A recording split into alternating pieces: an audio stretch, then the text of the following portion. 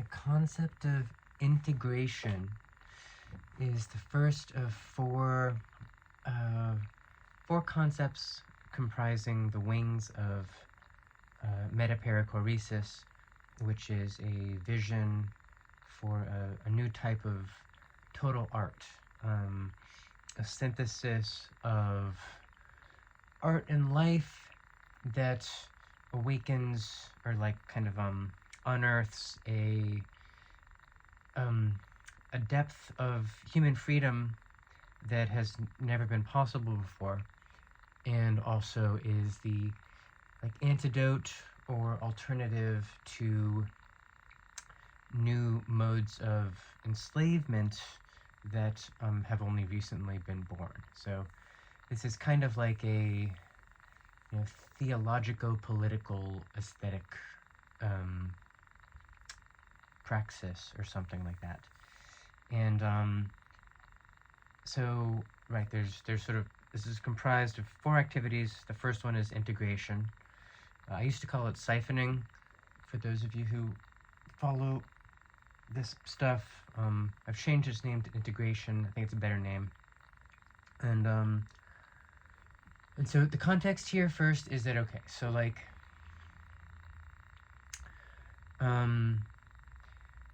to understand integration, you have to first understand the idea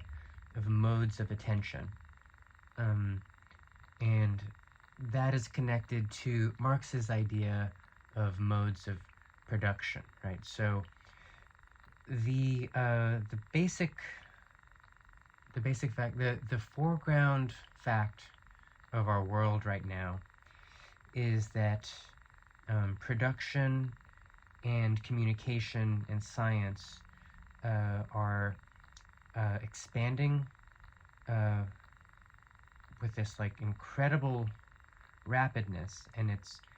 been going on for a long time now, but we're at this intersection where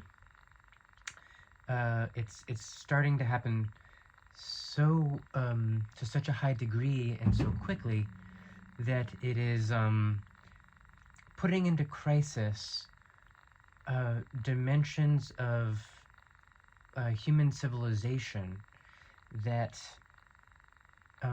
seemed like they were eternal absolutes. Even like 5 years ago, but especially like 200 years ago, and even, like it was maybe like 50 or 60 years ago in France, really, that some philosophers began seeing that these could be undermined. So, I mean, things like just the basic categories we take for granted, childbirth, civil society, work, the government, the sanctity of our genetic code, there are things that it just seemed like we could never mess with, that there were these like limitations on what could be changed by like a mind, and that's all kind of up in the air now. And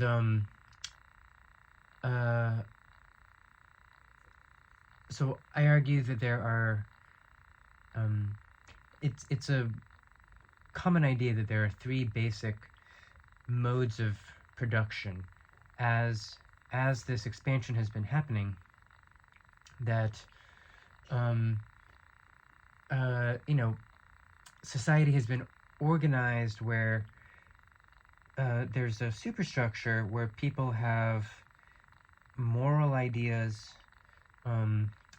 and as well as habits and feelings that the people imagine that this whole sort of social life world is an end in itself and needs no explanation, and is good, basically, like a collective understanding. This is good and is an end in itself. But if you examine that sort of life world from a materialist perspective, you see that those ideas were in people's minds so that they could play a role in this process of expansion of production, and that there are these thresholds, so where those ideas suddenly change, and again that feels like it's a moral insight, and it is, in a way it is a moral insight, but there's more to the story, because it also serves it the morality in question trains humans to serve a new mode of production. And in French philosophy, the two modes of social control, I guess, that have really been focused on in the work of like Foucault and Deleuze and those types of people are that there was a disciplinary society, and which kind of dominated for a long time, and then there's a society of control, which is what was starting to emerge in the 60s and has now really taken shape. And basically the disciplinary society, it was full of ideas that encouraged humans to sort of self-sacrifice a lot of their more immediate impulses, so that they could that they were able to focus more and become more free in a certain sense, to sort of describe it in a value neutral way, but so that they could like pay attention for long enough and focus for long enough to work, basically to sort of work, and there's wages, and there's kind of like hope of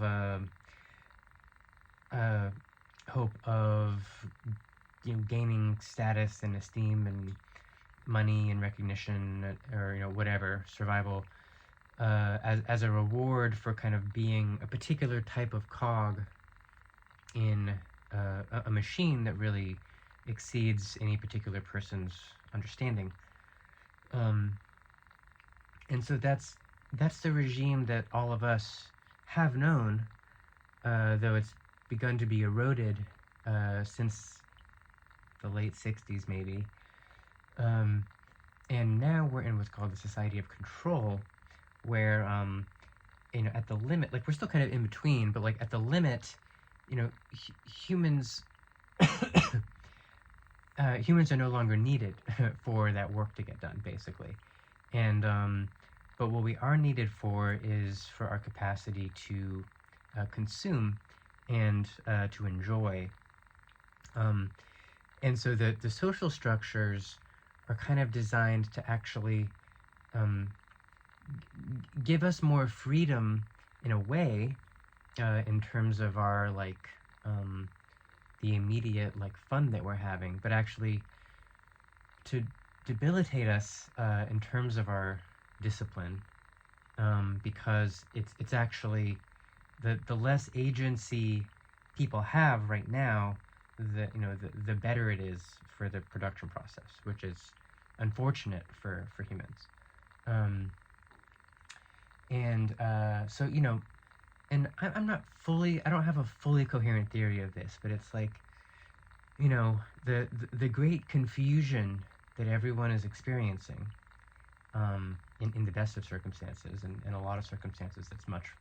worse than just great confusion. But for people, comfortable enough to just be experiencing confusion and fear and worry and dread and all that, partly I think that's because coordinates that we've sort of been trained to take for granted are being dissolved. But it's so it's like just something, it's not manipulative, it's just happening. But on the other hand, you could certainly argue that probably it's also like there are people who are much less confused, who are benefiting from the confusion of the rest of us, you know. And so that's kind of the idea of the society of control, is that um, you know, have people confused, and also be constantly collecting data in this really specific, this really kind of meticulous way on their preferences, so that you can manipulate more and more. So like the TikTok algorithm, you know, is like the instrument of ideology of our time, and dating apps. So in the soft power sphere, you know, and then there's, I think it's worth noting that there is a probably approximately one mode of attention, mode of production, mode of social control earlier than the disciplinary one, which is just more more feudal and more tribal, where there's just really no there's just more of a direct relationship between humans and nature, but there's also just like there's not really leisure so much in that world, so it's very far away from most of us, but and I have names for these ages. They're Uriel, Urizen, and Farizen, in the kind of cosmogonical narrative in my work. So anyway, how this all relates to integration is that for each of these modes of production and modes of social control, there is a somewhat less commented upon mode of attention. And this is what the arts do. This is sort of what the arts are there to sculpt, in part.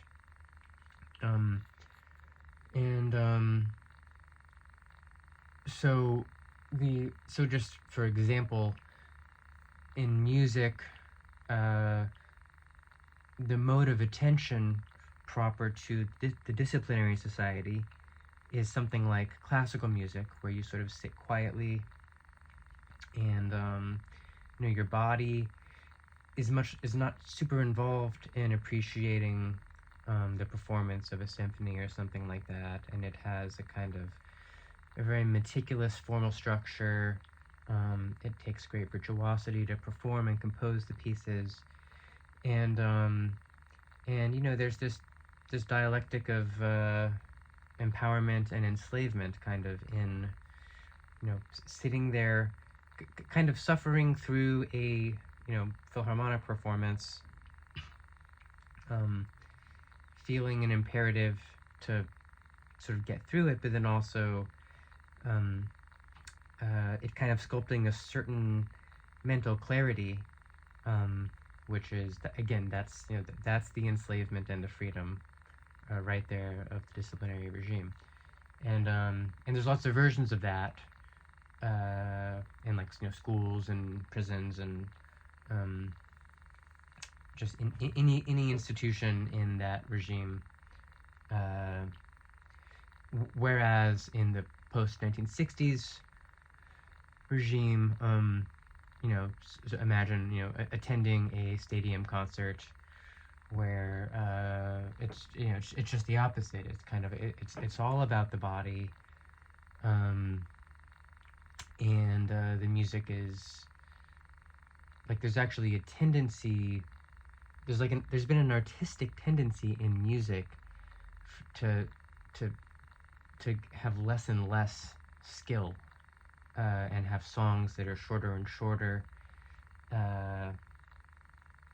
like, as like an intentional aesthetic, almost like take No Wave or something, like, or just punk in general, or like you know, contemporary trap music, like just it's not like, we're, with each generation, it's like this flex that like the new generation uses even less skill than the last one, and that's like valorized, which is the exact opposite of the trajectory of classical music, where once you're in like modernism in the 50s, it's like it's like composers are like wearing lab coats practically. And then so that's your reason, reason, and then for your IL, that there is a mystical, there is an originary form, originary mystical function of music that is neither of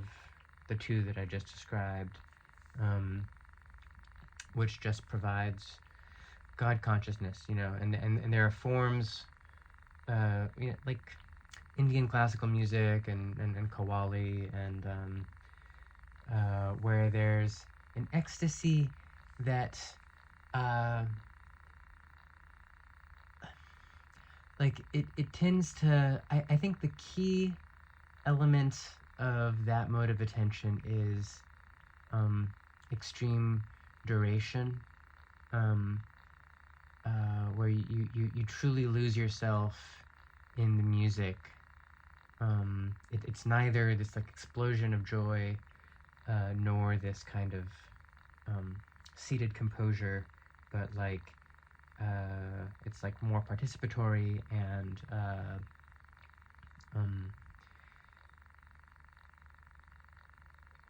you just lose yourself in it.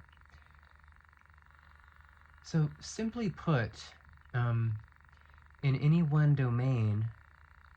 and there are 3 domains: music, drama, and philosophy, and I'll focus on music since I've been talking about it. Integration is to synthesize the modes of attention from Uriel, your reason, and Varizen in a contemporary work. And if you know liturgy well, you know exactly what I'm talking about. This is something that I really seek to achieve in my compositions, where they have the like they really a genuinely new aesthetic whole is constructed or birthed even out of like really elemental features of all 3 of those modes of attention, where like if you only like metal, you can hear it and you can appreciate it within a certain canon, that involves just all the classic death metal, black metal bands, hardcore bands, noise rock bands, whatever. There's that regime, and it makes perfect sense in that world, though it's like a little out of the box, or pretty out of the box, but it's still legible. And it's also legible within the register of the Disciplinary Society of Classical Music. So if you show 93696 to someone who's classically trained and knows the history of classical music, they'll recognize that it is employing forms from especially really 19th century Romanticism, and also some forms, mostly I think kind of percepts or affects of more avant-garde 20th century forms, but that it's legible within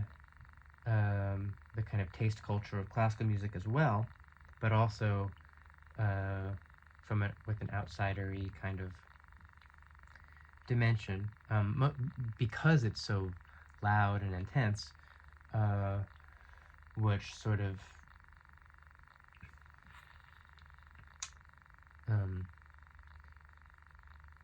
it's like when you're performing music at like 110 like decibel levels, like that's not that's just not allowed in classical music. And so, and screaming and all that. And then there's also there's a sacred dimension, where, first of all, the music is presented as being sacred,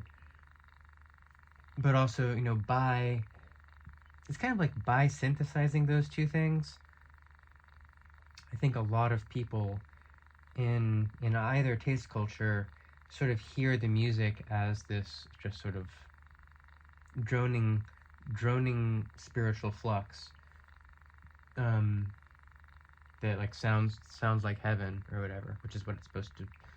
do. And so it's like it's ultimately kind of constructing, and I guess there are some motifs from actual sacred music that I use, but anyway, you get the idea that like it's supposed to participate in all three of these modes of attention, and in doing that, there's something post-human about that, or it's an integralism that goes against the kind of negations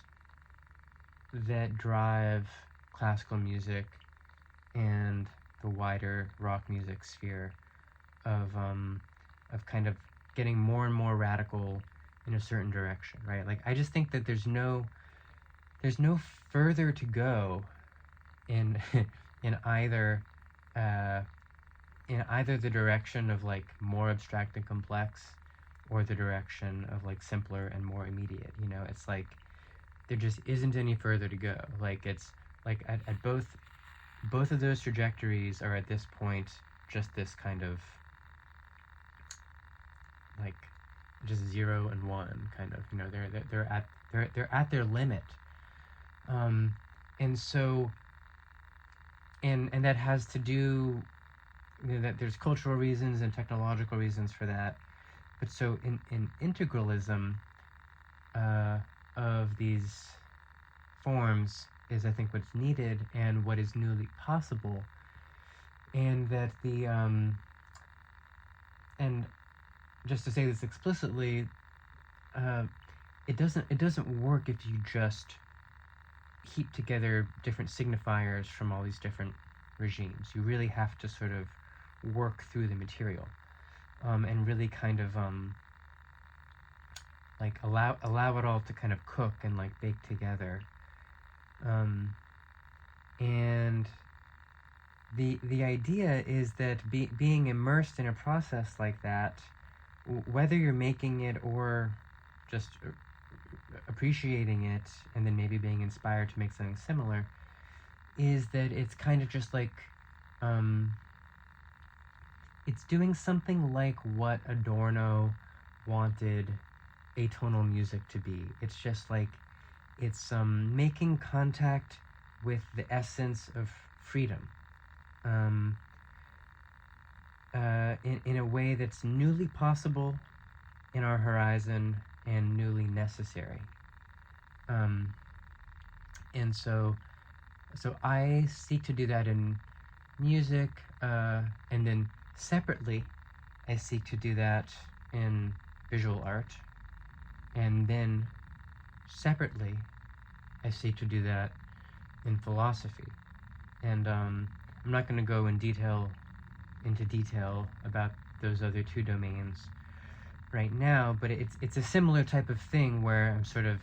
trying to engage each of those three modes of attention, Uriel, Urizen, and Barizen, manifests in music, in drama, fine art, and in philosophy. And so that operation that I described for my music can be applied to these other domains as well. And we're just talking about integration right now, which is one of 4 aspects of total art. And so other aspects, we'll talk about how to integrate music with philosophy and with drama, sort of horizontally. But integration is about the vertical integration within each individual silo. And yeah, and again, I have my way of doing it that's sort of based on my taste and just kind of my, my gift, my perspective, what I love. But it could be executed differently by someone else. Maybe someone's watching this right now. Yeah, I think that's all I have to say for now about integration.